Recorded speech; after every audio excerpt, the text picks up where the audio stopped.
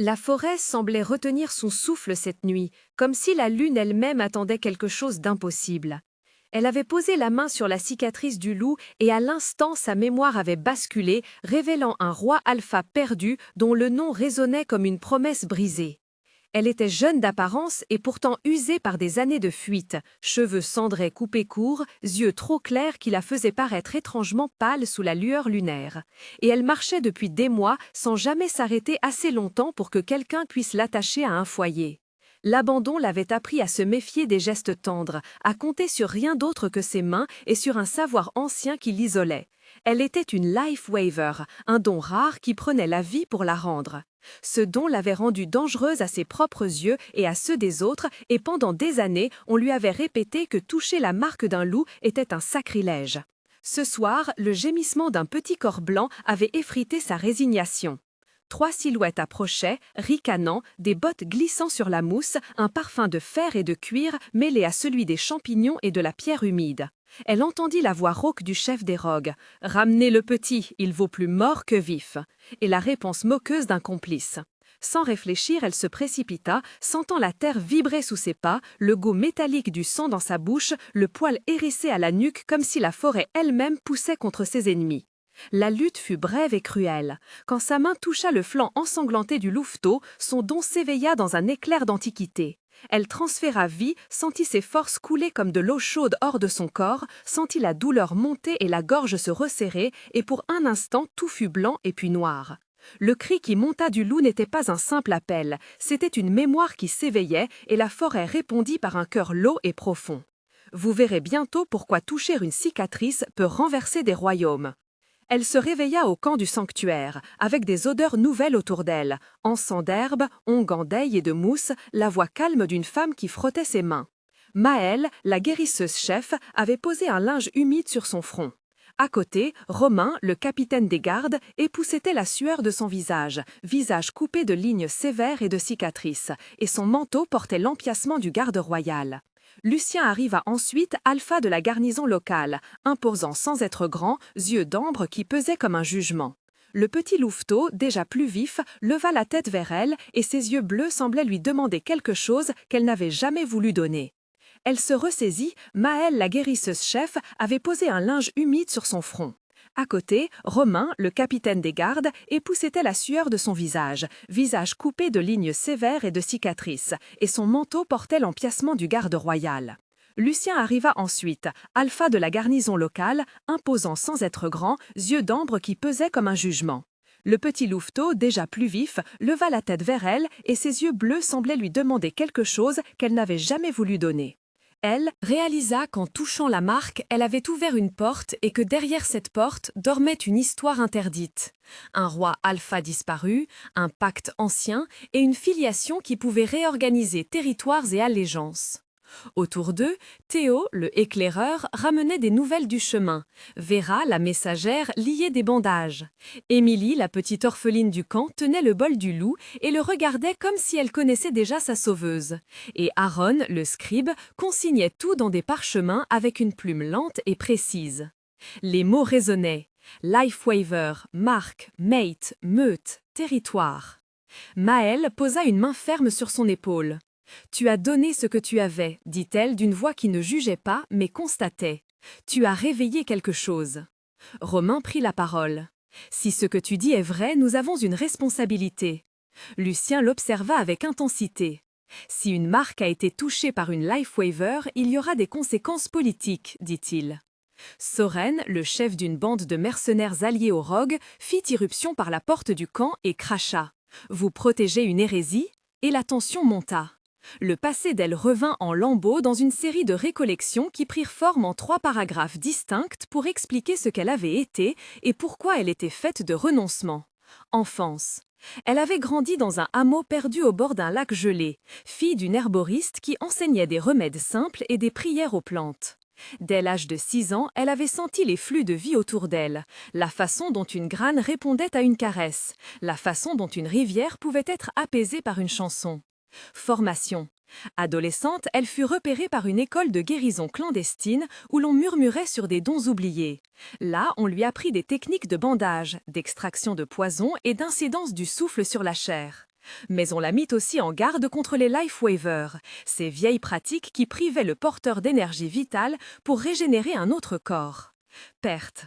Un hiver, elle donna sa part d'énergie pour sauver sa mère et paya le prix d'une faiblesse chronique et d'un visage qui trahissait sa différence, ce qui l'obligea à fuir quand des voisins dirent « ce n'est pas de nous ». Présent. Errante, elle vendit des remèdes, cacha sa nature, puis un soir, dans une clairière, elle toucha la cicatrice d'un loup-blanc et tout ce qu'elle avait fuir revint en plein jour. Ces paragraphes tissèrent un fil clair entre abandon et courage et expliquèrent pourquoi elle hésitait à laisser quelqu'un s'approcher. La scène du combat verbal avec les rogues fut dense et longue, pour montrer le conflit social.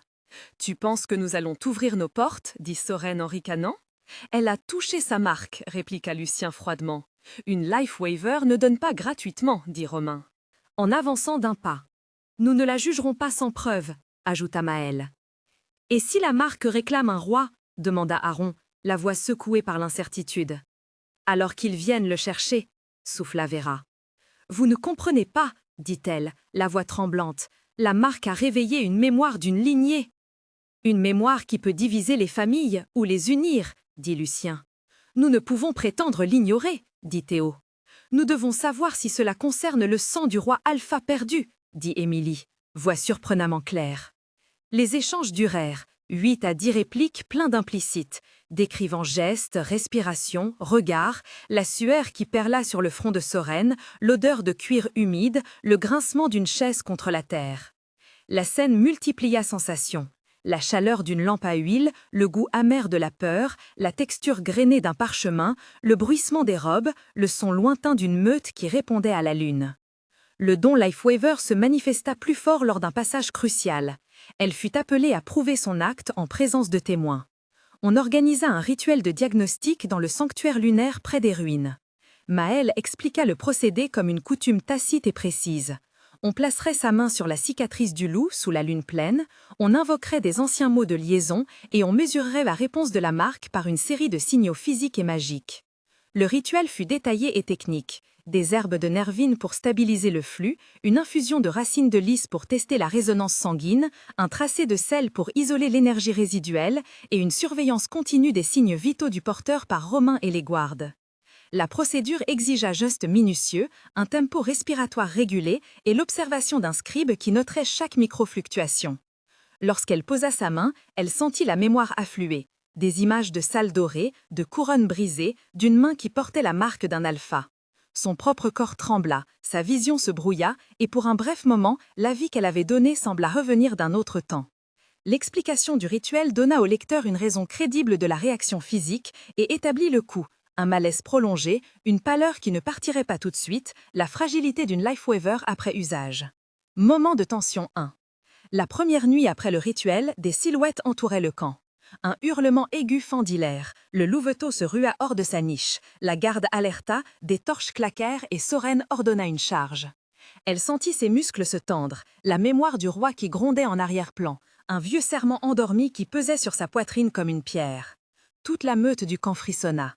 Dans cet instant, il fallut choisir, fuir et perdre la possibilité de réponse, ou rester et risquer d'être capturée pour ce qu'elle portait. Elle resta.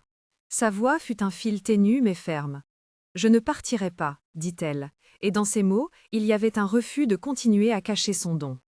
La tension explosa en secondes de combat, odeur de sang, son de métal, cris étranglés, et la décision d'affronter la menace changea un rapport de force. La convalescence et l'apprentissage occupèrent des semaines de dialogue et d'exercice. Maëlle lui donna des leçons pour canaliser la Lifewaver sans s'éteindre complètement. « Respire avec le sol », disait Maëlle. « Écoute la sève avant d'extraire la sienne », précisait Romain.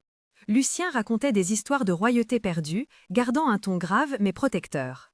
Théo l'emmena sur des sentiers pour l'ancrer. Vera lui ramena des mots d'anciens textes, Aron copiait des fragments sur parchemin pour qu'elle les étudie. Émilie restait souvent à ses côtés, jouant près du feu, portant une petite amulette que la vieille aida à tresser. Les dialogues dans ces scènes comptèrent 8 à 10 échanges sur l'apprentissage, montrant patience et mise à l'épreuve. Les descriptions sensorielles se multipliaient. La rugosité de l'écorce qu'elle pressait entre ses doigts, l'odeur terreuse des bains, la douceur amère d'une tisane de racines, le son feutré d'une broderie et la chaleur du louveteau endormi sur ses genoux. La guérison fut progressive, marquée par petites victoires et reculs qui firent grandir la confiance. Moment de tension 2. Une lettre scellée arriva du Nord, signée d'un nom ancien, évoquant revendication du sang royal. Les mots imprimés dans l'encre décolorée proposaient un ultimatum: remettre la Lifeweaver pour jugement ou se préparer à voir des troupes à la frontière. La colère de Soren monta, la peur de Lucien se montra, et la meute fut divisée en murmures. Elle lut la lettre seule, les mains qui tremblaient, le papier froissé, la neige invisible tombant hors saison. Le dilemme la frappa comme une lame: partir pour protéger ceux qu'elle aimait, ou rester et accepter le jugement qui toucherait aussi tous les innocents du camp. Elle sentit dans sa gorge une image de la couronne perdue, sentit la main invisible du roi qui jadis fut. Elle choisit d'écrire une réponse tournée vers la négociation, mais à l'intérieur, son cœur se préparait à la bataille. Le clou dramatique fut la confrontation finale, où on attendit d'elle qu'elle fasse un choix public en présence de témoins de plusieurs clans. Une cérémonie fut organisée pour marquer la vérité. Devant le cercle de pierre, sous une lune qui brillait comme un miroir, la Lifeweaver devait toucher la marque sur la joue d'un descendant potentiel du roi retrouvé. Les noms de personnages secondaires furent prononcés en témoignage. Maël chanta, Romain se tint à l'entrée, Lucien fit face aux délégués, Théo fit le signal quand la voie fut libre, Vera lia les bandelettes, Aaron récita les anciennes lignes, Émilie offrit une fleur. Blanche. Les dialogues furent intimes et formels à la fois, 8 à 10 échanges, chacun pesant et cérémoniel. « Si tu acceptes le lien, nous te protégerons, dit Lucien. « Et si je ne veux pas du lien, demanda elle. « Alors nous t'honorerons et te laisserons partir, répondit Maël. Elle posa la paume sur la joue du jeune homme qui avait les yeux ambrés d'un héritier, ferma les yeux et sentit la marque vibrer. Un souffle traversa l'assemblée. La marque reconnut l'écho de la Lifeweaver et une lumière douce parcourut la peau. À cet instant, le mat bond s'esquissa, fragile mais réel. Il y eut des larmes, des exclamations, des plaintes de Soren, mais la décision fut prise. Elle accepta le lien, non en tant que captation de pouvoir, mais en tant que promesse de veiller. Moment de tension 3. Après la cérémonie, les partisans du Nord lancèrent une attaque surprise pour récupérer l'héritier et la Lifeweaver.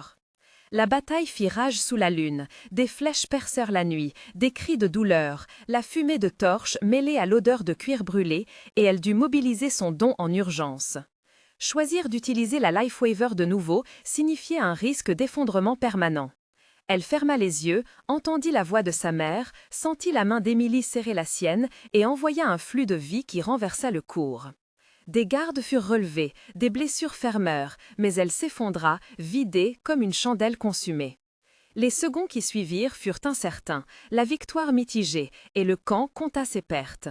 Ce moment montra la contradiction du pouvoir, il sauve et il consomme. La conclusion fut tendre et riche en conséquences. Le roi Alpha perdu avait été retrouvé non dans une salle dorée, mais dans la reconnaissance de son peuple et dans la promesse scellée par un lien.